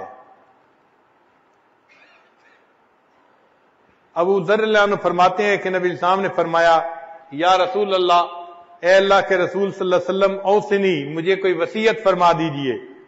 قال صلی اللہ علیہ وسلم، نبی علیہ السلام نے ارشاد فرمایا اتق اللہ، اللہ سے ڈرو، وَإِذَا عَمِلْتَ سَيِّئَةً فَأَتْبِعْهَا حَسَنَةً تَمْحُهَا، اگر تم کوئی برائی کر بیٹھو اس کے بعد نیکی کرو تاکہ نیکی اس برائی کو دھو دے۔ قال قلت یا رسول اللہ، میں نے کہا اے اللہ کے حبیب صلی اللہ علیہ وسلم، امن الحسنات لا الہ الا اللہ، کیا لا الہ الا اللہ یہ بھی نیکیوں میں سے ہے؟ قال صلی اللہ علیہ وسلم، نبی صاحب نے فرمایا من افضل الحسنات، یہ تو سب سے بہترین نیکی ہے لا الہ الا اللہ پڑھنا۔ تو دیکھیے اللہ کے حبیب صلی اللہ علیہ وسلم لا الہ الا اللہ پڑھنے کو سب سے بہترین نیکی فرما رہے ہیں۔ ابن عباس نے فرماتے ہیں کہ قرآن مجید میں ہے لہو دعوت الحق، اس سے مراد لا الہ الا اللہ ہے۔ اکرمہ رضی اللہ عنہ سے روایت ہے کہ اللہ تعالیٰ نے فرمایا کہ یا ایھا الذین آمنوا اتقوا اللہ وقولوا قولا سدیدا، تو قول سدید سے کیا مراد ہے؟ وہ فرماتے ہیں لا الہ الا اللہ اس سے مراد ہے۔ اور فرماتے ہیں کہ اللہ تعالیٰ نے فرمایا قد افلح من تزکا، تزکا سے کیا مراد ہے؟ وہ فرماتے ہیں من قال لا الہ الا اللہ۔ اور ایک اور جگہ قرآن مجید کی آیت ہے وَوَيْلٌ لِّلْمُشْرِكِينَ الَّذِينَ لَا يُؤْتُونَ الزَّكَاةَ، وہ مشرک جو زکوٰۃ نہیں دیتے، تو فرماتے ہیں کہ زکوٰۃ سے کیا مراد؟ فرمایا الَّذِينَ لَا يَقُولُونَ لَا إِلَٰهَ إِلَّا اللَّهُ، لا الہ الا اللہ اس سے مراد ہے۔ اور موسیٰ علیہ السلام نے جب فرعون سے کہا تھا کہ حل لک ان تزکا الی ان تقول لا الہ الا اللہ، ان سے مراد ان کی یہ تھی کہ تو لا الہ الا اللہ پڑھ لے۔ اور قرآن مجید کی آیت ہے ان الذین قالوا ربنا اللہ ثم استقاموا، کہ وہ لوگ جنہوں نے کہا ہمارا رب اللہ ہے پھر اس پر پکے ہو گئے۔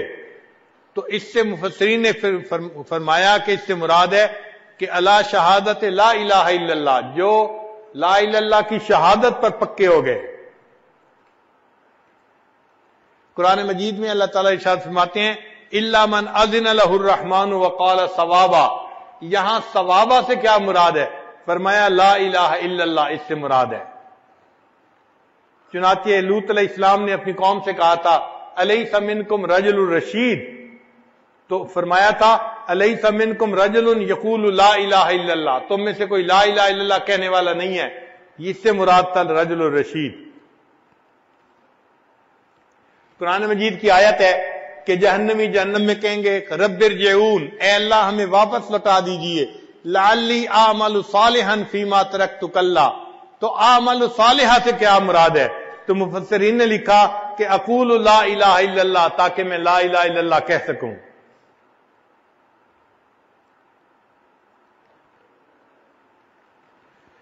اللہ رب العزت کا ارشاد ہے للذین احسنوا الحسنى، کہ جو لوگ نیکی کریں گے ان کو حسنہ ملے گا۔ اس سے کیا مراد ہے؟ فرمایا کہ جو لوگ کہیں گے لا الہ الا اللہ، الحسنہ سے مراد الجنہ، ان کو جنت ملے گی، وزیادہ، اور زیادہ سے مراد النظر الی وجہ اللہ تبارک و تعالی، اللہ تعالیٰ کا دیدار کرنا۔ مجاہد رحمت اللہ علیہ فرماتے ہیں کہ اللہ تعالیٰ کا فرمان ہے وَأَسْبَغَ عَلَيْكُمْ نِعَمَهُ ظَاهِرَةً وَبَاطِنًا، اس سے کیا مراد ہے؟ وہ فرماتے ہیں اس سے مراد ہے لا الہ الا اللہ۔ ایک بندے نے وہب میں منبہ رحمت اللہ علیہ سے کہا کہ الیس مفتاح الجنت لا الہ الا اللہ، کیا لا الہ الا اللہ جنت کی کنجی نہیں ہے؟ نبی علیہ السلام نے فرمایا ہے۔ انہوں نے فرمایا بلا ایسا ہی ہے یا ابن اخی، ولیکن لیس من مفتاح الا ولہ اسنان فمن جاء باسنانہ فتح لہ ومن لم یفتح لہ، یعنی چابی کے دندانے بھی ہوتے ہیں، تو نیک اعمال دندانے کی مانند ہیں۔ جس نے کلمہ پڑھ لیا چابی تو مل گئی، لیکن اگر وہ اعمال بھی ٹھیک کر لے گا تو دندانے بھی ٹھیک ہو جائیں گے، تو جنت کا دروازہ کھل جائے گا۔ اور اگر اس نے اعمال ٹھیک نہ کیے تو اس کے ہاتھ میں کنجی تو ہوگی، مگر وہ کنجی جنت کا دروازہ کھول نہیں سکے گی۔ اور ایسا ہوتا ہے دو گاڑیاں ہیں، ایک کی چابی دوسرے کو لگاؤ تو دروازہ نہیں کھلتا، حالانکہ وہ چابی اندر چلی بھی جاتی ہے، اس کے دندانے ٹھیک نہیں ہوتے۔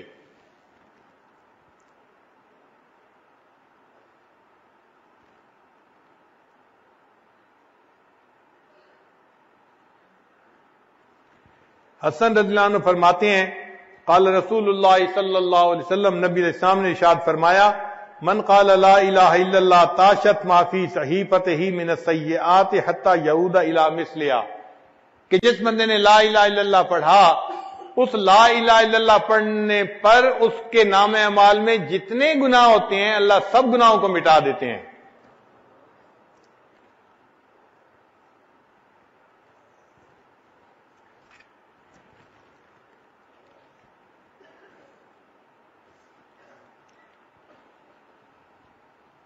علامہ اقبال نے کیا اچھے اشعار کہے، خودی کا سر نہاں لا الہ الا اللہ، خودی ہے تیغ فساں لا الہ الا اللہ۔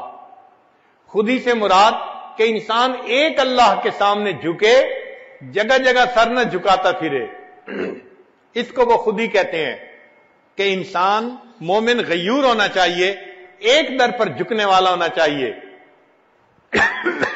جگہ جگہ سر جھکانے والا نہ ہو۔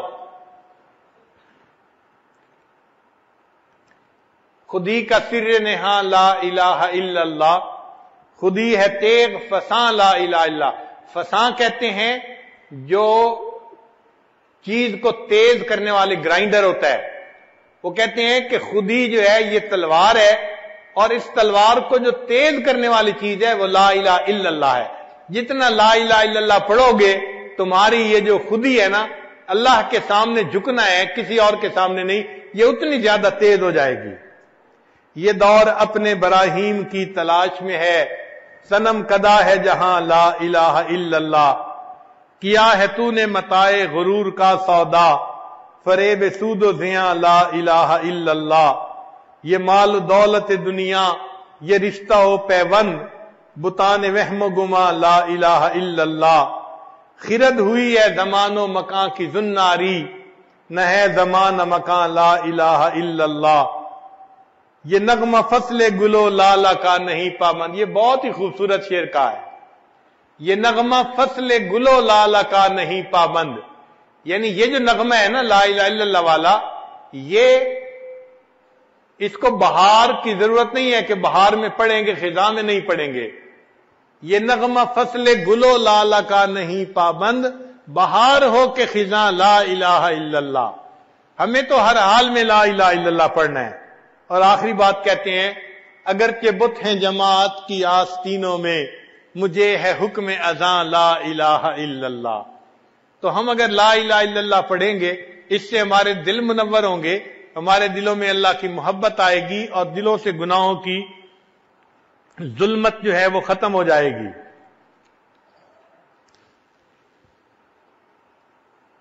پھر اللہ رب العزت کا جو نام ہے نا، یہ نام بھی کتنا پیارا نام ہے۔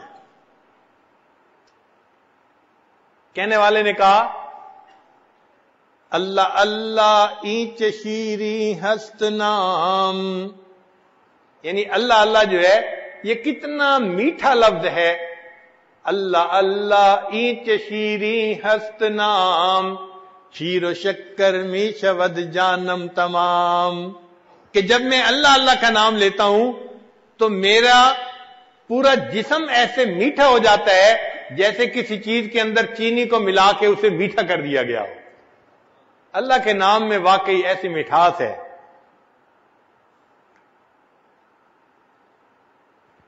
اللہ کے نام کے اوپر کی کتنی عجیب صفات اور معارف ہیں، اس پر محدثین نے پوری پوری کتابیں لکھی ہیں اللہ تعالیٰ کے نام کی، جو معارف ہیں اس کے اوپر۔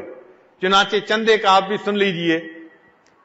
ایک تو یہ کہ ندا کے تمام حروف میں سے صرف یا کا حرف اللہ کے نام پر داخل ہو سکتا ہے، باقی حروف کے ساتھ اللہ کو منادہ بنانا جائز نہیں۔ اس کی وجوہات ہیں، مثلا یا ایسا حرف ہے جو قریب کے لیے بھی بولا جاتا ہے اور دور کے لیے بھی بولا جاتا ہے، تو یہ قریب اور بعید دونوں کے لیے استعمال ہوتا ہے۔ اور اللہ تعالیٰ کی ذات بھی ایسی ہے کہ وہ انسان کے قریب بھی ہے اور اپنے عظمت و جلال کی وجہ سے بندے سے دور بھی ہے، تو اس میں بھی قرب بھی ہے، بعد بھی ہے۔ اور چونکہ اس جو ہے حرف ندا کے اندر بھی قرب اور بعد تھا، تو ان صفات کی وجہ سے اللہ تعالیٰ کے نام کے ساتھ یا کا لفظ ہی لگایا جاتا ہے۔ پھر دوسری بات کہ آج تک ماہرین لغات اس بات پر حیران ہیں کہ اللہ رب العزت کا جو یہ نام ہے یہ عربی ہے یا عجمی، سریانی ہے یا عبرانی، علم ہے یا غیر علم، مشتق ہے یا غیر مشتق۔ اسی طرح یا کی حقیقت بھی لوگوں کی نگاہ سے مستور ہے، تو چونکہ نام بھی مستور تھا اور یہ حرف ندا بھی مستور ہے تو مستور کو مستور کے ساتھ مناسبت، اس لیے اللہ کے نام کے ساتھ صرف یا کا لفظ آ سکتا ہے۔ پھر قرآن پاک میں جتنے بھی منادہ آئے ہیں سب لفظ یا کے ساتھ آئے ہیں، گویا یا تمام حروف ندا میں افضل ہے، اور اللہ تعالیٰ کا نام اللہ تعالیٰ کے تمام ناموں میں سے افضل ہے، تو افضل کو افضل کے ساتھ جوڑ دیا گیا، الافضل للافضل۔ پھر یا ایسا حرف ندا ہے کہ جو بہت جس میں تخفیف ہے، چھوٹا ہے، آسانی سے کہا جا سکتا ہے، اور اس کے آخر میں الف ہے جو کہ مد الصوت کے لیے ہے اور مدادہ کے لیے مناسب ہے، کیونکہ لفظ اللہ کے ساتھ کثرت سے اللہ کو پکارا جاتا ہے اور کثرت استعمال تخفیف کا تقاضا کرتی ہے، اور لفظ اللہ کے ساتھ یا کو خاص کر دیا گیا، اس میں بھی تخفیف اور اس میں بھی اس کے لیے بھی تخفیف۔ تمام حروف ندا میں یا ایسا حرف ندا ہے جس کا حذف کرنا جائز ہے۔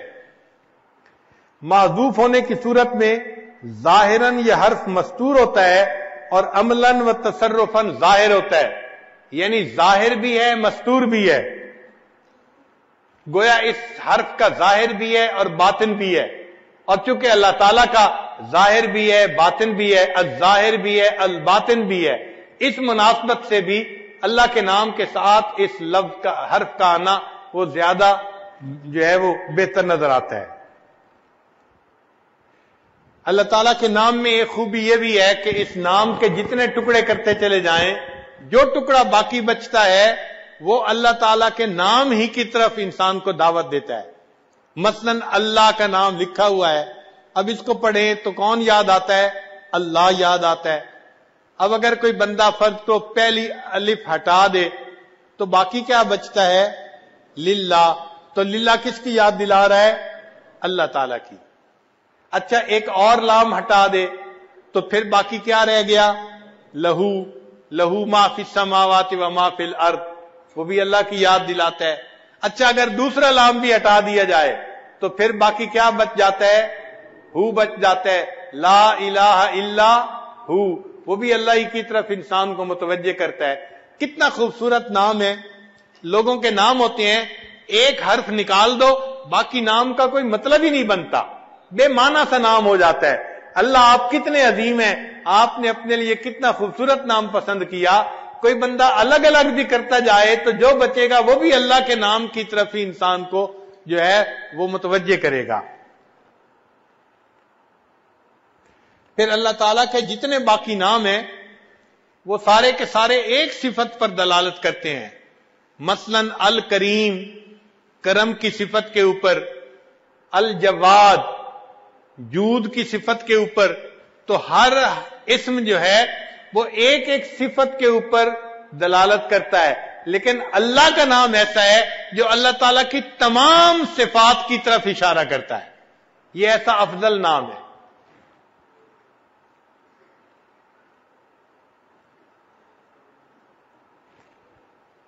پھر یہ بھی سن لیجئے کہ لفظ اللہ سے پہلے اگر کوئی لفظ ہے اور وہ مفتوح ہے یا مضموم ہے تو اللہ کا جو لام ہوتا ہے نا اس کو پر پڑھتے ہیں، اس کو تفخیم کہتے ہیں قراء کی زبان میں۔ یہ تفخیم لفظ اللہ کی جو ہے نا وہ خصوصیت ہے، کسی اور لام میں یہ تفخیم نہیں ہو سکتی، صرف اللہ کے نام کو پر پڑھا جائے گا، اس لیے کہ اللہ کی عظمت کی وجہ سے اللہ کے نام کے اندر بھی ایسا حسن ہے، اس کے پڑھنے کے اندر بھی انسان کو جو ہے وہ پڑھنے میں بھی مزہ آتا ہے۔ یہ کیسا پیارا نام ہے، اذان کے شروع میں اللہ اور اذان کے آخر پہ اللہ۔ ہم اذان دیتے ہیں تو کہاں سے؟ اللہ اکبر، تو پہلا لفظ کیا ہوتا ہے؟ اور جب اذان ختم کرتے ہیں تو لا الہ الا اللہ، تو کہاں پہ ختم کیا؟ اچھا نماز شروع کرتے ہیں تو کیا پڑھتے ہیں؟ اللہ اکبر تکبیر تحریمہ، تو اللہ کے نام سے نماز کی ابتدا، اور جب سلام پھیرتے ہیں تو پڑھتے ہیں السلام علیکم ورحمۃ اللہ، تو اللہ کے نام پہ انتہا۔ تو اذان کی ابتدا اور انتہا اللہ کے نام سے، نماز کی ابتدا اور انتہا اللہ کے نام سے۔ یہ کیسا پیارا نام ہے، اگر یہ کسی بندے کے دل میں بس جائے تو سوچئے کہ اس بندے کو کتنی نعمت اللہ کے ہاں سے نصیب ہو گئی۔ اس لیے بچہ جب دنیا میں آتا ہے تو سب سے پہلے اس کے کان میں اللہ کا نام پہنچایا جاتا ہے۔ جب اذان دیتے ہیں بچے کے کان میں تو اللہ اکبر سے شروع کرتے ہیں، تو سب سے پہلا نام کیا پہنچا؟ اللہ کا نام پہنچا۔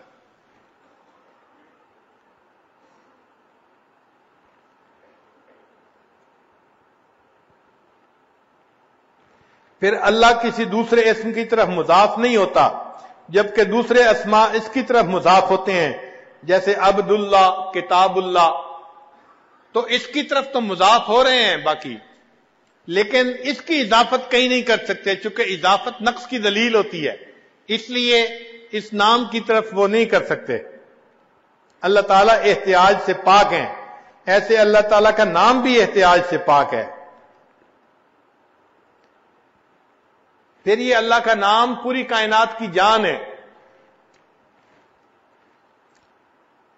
ان اللہ عز وجل یقول لاسرافیل اذا سمعت قائلا یقول اللہ اللہ فاخر النفخۃ 40 سنۃ اکراما لقائلها، کہ جب تو کسی بندے سے سنے کہ وہ اللہ کا لفظ کہہ رہا ہے، اس نام کے اکرام کی وجہ سے سور پھونکنے میں 40 سال تاخیر کر دینا۔ کتنا یہ عظیم نام ہے کہ اس کی وجہ سے پوری کائنات تباہ ہونے سے بچا دی جاتی ہے 40 سال کے لیے۔ جب اللہ تعالیٰ نے آدم علیہ السلام میں روح پھونکی تو حدیث پاک میں آتا ہے کہ جیسے ہی وہ زندہ ہوئے تو انہوں نے سب سے پہلے اللہ کا نام لیا۔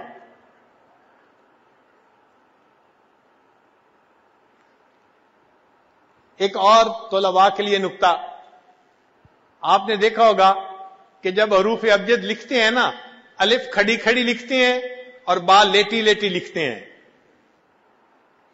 تو با فطرتاً یعنی اصلاً وہ لیٹی ہوئی ہوتی ہے، الف کھڑی ہوئی ہوتی ہے اور با لیٹی ہوئی ہوتی ہے، لیکن یہ با جب اللہ کے نام کے ساتھ مل جاتی ہے، اللہ کے اسم کے ساتھ مل جاتی ہے، جیسے بسم اللہ، تو اس میں جو شروع میں با لکھتے ہیں اس کو بھی کھڑا بناتے ہیں۔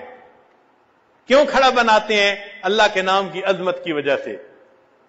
ہمارے لیے سوچنے کی بات ہے، اگر با لیٹی ہوئی تھی، اللہ کے نام کے ساتھ جڑی، اللہ کے نام نے اس با کو کھڑا کر دیا، اے انسان تو بھی دنیا میں پریشانیوں سے لیٹا ہوا ہے، اللہ کے نام کے ساتھ نتھی ہو جائے گا، اللہ تعالیٰ تجھے بھی کھڑا فرما دیں گے، تجھے بھی عزتیں عطا فرما دیں گے۔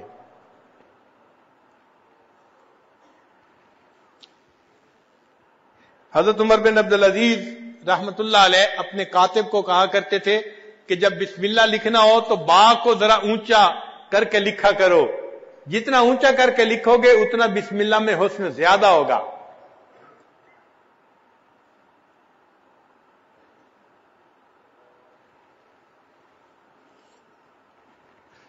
اب اس نام کا ذکر ہم نے کثرت کے ساتھ کرنا ہے۔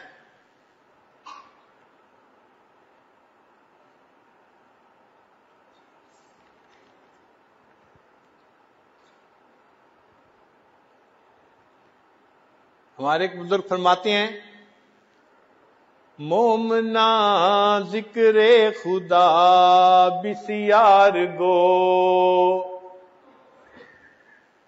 مومنا ذکر خدا بسیار گو، تابعہ بی درد عالم آبرو، ذکر کن ذکر تا ترا جانست، ذکر کن ذکر تا ترا جانست، پاکی دل ز ذکر رحمان است۔ جتنا رحمان کا ذکر کریں گے اتنا ہی دل کی پاکی زیادہ بڑھے گی، دل منور ہوگا۔ تو آج کی مجلس میں ہم اپنے دلوں میں یہ ارادہ کریں کہ ہم نے اس ذکر کی کثرت کرنی ہے، لیٹے بیٹھے چلتے پھرتے اپنے اللہ کو یاد کرنا ہے اور اپنے دل کو اس نام سے منور کرنا ہے۔ یہ نام اتنا برکتوں والا ہے کہ حضرت گنگوئی رحمۃ اللہ علیہ نے ایک جگہ لکھا ہے کہ اگر کوئی بندہ پوری زندگی میں ایک مرتبہ اللہ کا نام محبت سے لے گا، اس ایک عمل کی وجہ سے کبھی نہ کبھی اس کو جہنم سے ضرور نکال لیا جائے گا۔ تو جس نام میں اتنی برکت ہو کہ ایک دفعہ اللہ کا نام اللہ کثرت سے کوئی لے، ایک دفعہ نام لے تو جہنم سے نکلنے کا سبب بنے گا۔ اگر بار بار اس نام کو لیں گے اور رٹیں گے تو اللہ کو کتنا اچھا لگے گا۔ اللہ تعالی ہمیں اپنا ذکر کثرت کے ساتھ کرنے کی توفیق عطا فرمائے۔ ہمارے اکابر خوب ذکر کرتے تھے، بہت زیادہ ذکر کرتے تھے، چنانچہ کتابوں میں لکھا ہے کہ بعض حضرات ستو خشک پھانکتے تھے تو دوسرے بزرگ فرماتے ہیں کہ میں نے ان سے پوچھا اس میں پانی ملا کے کیوں نہیں کھا لیتے؟ وہ کہنے لگے میں نے حساب لگایا ہے، اگر خشک کھائیں تو وقت کم لگتا ہے، پانی ملا کے کھائیں وقت زیادہ لگتا ہے، اور پانی ملانے میں اتنا وقت زیادہ لگتا ہے کہ جس میں 70 مرتبہ سبحان اللہ پڑھ سکتا ہوں، لہذا پچھلے 20 سال سے میں خشک ستو کھا کے گزارا کر رہا ہوں، جو وقت بچتا ہے اس میں بھی میں اللہ کا نام لے لیتا ہوں۔ اور ہمارے اکابر تو فرماتے ہیں کہ ہر سانس کے نکلتے آتے اور جاتے اللہ کا نام انسان لے، ہر سانس کے ساتھ اللہ کا نام، ایک سانس بھی اللہ کے نام سے غافل ہو کر نہ گزرے۔ ہمارے سلسلہ عالیہ نقشبندیہ میں اس کو وقوف قلبی کہتے ہیں۔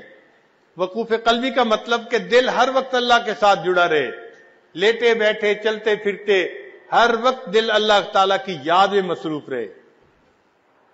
اور واقعی انسان اس نام کو جتنا کثرت سے لیتا ہے، یہ نام انسان کے دل کے اندر اس طرح بس جاتا ہے کہ پھر انسان بھول ہی نہیں سکتا۔ بھلانا بھی چاہو بھلا نہیں سکو گے، بھولنے کی بھی کوشش کرے انسان تو اس نام کو بھول نہیں سکتا، ایسا دل میں بس جاتا ہے۔ چنانچہ شاعر نے کہا روز کہتا ہوں بھول جاؤں انہیں، روز کہتا ہوں بھول جاؤں انہیں، روز یہ بات بھول جاتا ہوں۔ ایسا یہ نام دل میں بس جاتا ہے کہ بندہ بھولنے کی نیت کرے تو بھول بھی نہیں سکتا۔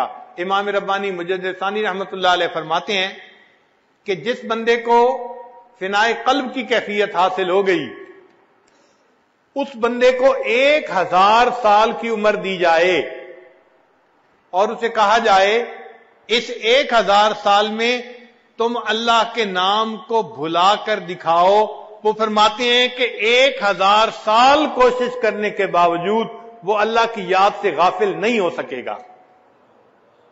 اب ایسا مقام کہ بھلانا بھی چاہو بھلا نہیں سکو گے، اس لیے ہمارے مشائخ نے لکھا ہے الفانی لا یرد، فانی واپس نہیں لوٹتا۔ واقعی جس کو ذکر میں فنا حاصل ہو جاتی ہے پھر غفلت کا نام و نشان وہاں نہیں آتا۔ اس کی مثال یوں سمجھیں کہ اگر کوئی پھل پک جائے تو کیا پکنے کے بعد دوبارہ کچا ہو سکتا ہے؟ دوبارہ کچا نہیں ہو سکتا۔ کوئی بچہ بالغ ہو جائے تو بالغ ہونے کے بعد دوبارہ نابالغ تو نہیں ہو سکتا۔ اسی طرح جب ذکر میں فنا کا مقام مل جاتا ہے تو بندہ پھر دوبارہ غفلت کی طرف واپس نہیں لوٹ سکتا۔ تو ہم ذکر کو اتنا کریں کہ اس کو نقطہ فنا تک پہنچا دیں، فنائے قلبی کا مقام حاصل ہو جائے اور ہمیں اللہ تعالیٰ شیطان کے فریب سے محفوظ فرما لے۔ یہ ذکر انسان کے پاس اسلحہ ہے، ہتھیار ہے۔ اور آپ نے دیکھا ہوگا کہ جب کوئی فوجی کسی دشمن پر قابو پا لیتا ہے نا تو سب سے پہلا کام یہ کرتا ہے کہ اس سے اسلحہ چھینتا ہے۔ جب بھی فوجی کسی کو پکڑتا ہے کیا کہتے ہیں؟ ہینڈز اپ، ہاتھ کھڑے کرو۔ کیوں ہاتھ کھڑے کرواتے ہیں بھائی؟ اس لیے کہ ہاتھ میں اگر کوئی چیز ہوگی تو نیچے رکھے گا یا نیچے یا اوپر ظاہر ہو جائے گی. تو سب سے پہلے دشمن سے اسلحہ لیتے ہیں. اسی طرح شیطان بھی جب انسان پر حملہ آور ہوتا ہے تو وہ کیا کرتا ہے کہ انسان کو اللہ کے نام سے غافل کر دیتا ہے، وہ اس کا اسلحہ اس سے چھین لیتا ہے. تو ہم اپنے رب سے غافل نہ ہو، بس یہ ذہن میں رکھ لیں، ہر وقت دل میں اللہ تعالیٰ کی یاد ہو. ہمارے مشائخ اتنا اللہ کو یاد کرتے تھے کہ وہ گھنٹوں مراقبے میں بیٹھتے تھے. حضرت مولانا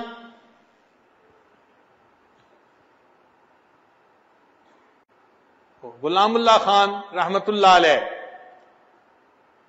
انہوں نے قرآن مجید کی تفسیر پڑھی تھی ایک بزرگ سے. ہمارے حضرت مرشد عالم رحمت اللہ علیہ نے بھی انہی سے تفسیر پڑھی تھی.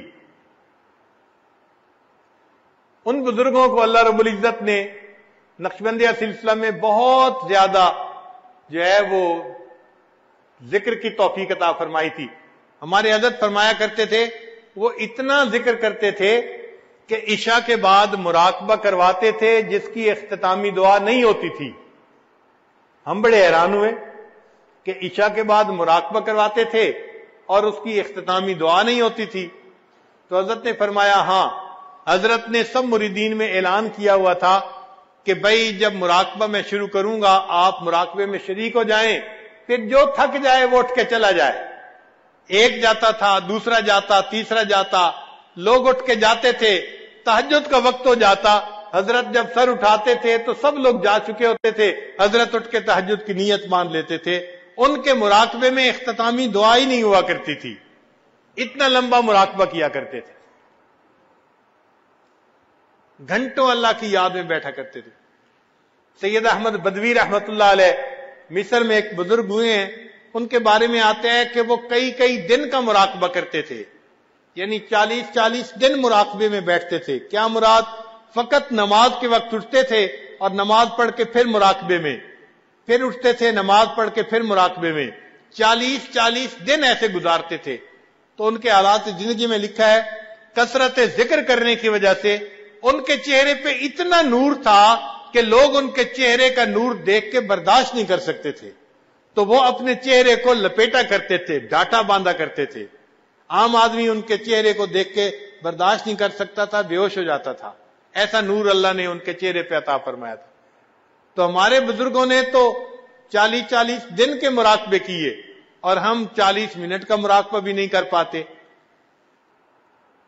2 منٹ 4 منٹ کے مراقبے سے انسان کا دل نہیں سنورتا. جو دل بگڑنے میں جو ہے 20 سال لگے اس کو بگاڑنے میں، اب اس کو سنوارنے میں 20 منٹ تو لگیں گے ہی نا. یہ کیسے ہو سکتا ہے کہ ہم 2 منٹ کا مراقبہ کریں اور دل سنور جائے؟ تو اس کے لیے وقت لگانا پڑے گا. ہم اس کو اپنی ایک ضرورت سمجھیں. موت سے پہلے یہ نعمت اللہ نے ہمیں عطا فرمائی ہے.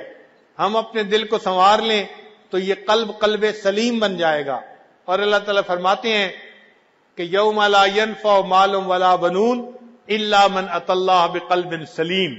قیامت کے دن نہ مال کام آئے گا، نہ اولاد کام آئے گی، بیٹے کام آئیں گے. ہاں جو سنورا ہوا دل لایا وہ دل اسے کام آئے گا. اللہ تعالیٰ دلوں کے بیوپاری ہیں، بندے سے دل مانگتے ہیں، اے بندے مجھے اپنا دل دے دے. ہم اللہ کو اپنے دل میں بسا لیں، اتنا ذکر کریں کہ اللہ دل میں آ جائے، اتنا ذکر کریں کہ اللہ دل میں سما جائے، بلکہ اتنا ذکر کریں کہ اللہ دل میں چھا جائے. حضرت مجذوب رحمۃ اللہ نے یہی کہا، یاد میں تیری سب کو بھلا دوں کوئی نہ مجھ کو یاد رہے. یاد میں تیری سب کو بھلا دوں کوئی نہ مجھ کو یاد رہے. تجھ پر سب گھر بار لٹا دوں خانہ دل آباد رہے. سب خوشیوں کو آگ لگا دوں غم سے تیرے دل شاد رہے. سب کو نظر سے اپنی گرا دوں تجھ سے فقط فریاد رہے. اب تو رہے بس تادم آخر ورد زباں اے میرے الہ، لا الہ الا اللہ، لا الہ الا اللہ.